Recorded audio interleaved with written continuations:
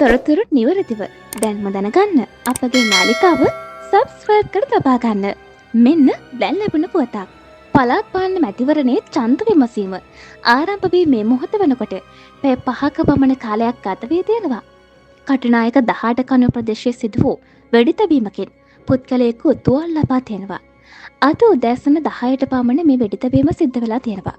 කිසියම් පුද්ගලයෙකු කලහකාරී විදිහට හැසිරෙන බවට ලද තොරතුරක් මත පොලිස් නිලධාරීන් කණ්ඩායමක් එම පුද්ගලයා අත්අඩංගුවට ගැනීමට අදාළ ප්‍රදේශයට ගිහින් තියෙනවා.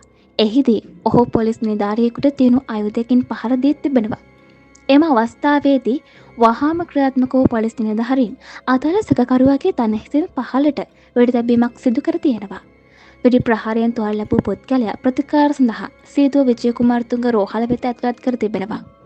එවන් මොහොතක රාජකාරියේදී සිටි පොලිස් නිලධාරියෙක් වෙඩි තබාගෙන සිය ජීවිතය නසාගෙන තිබෙනවා.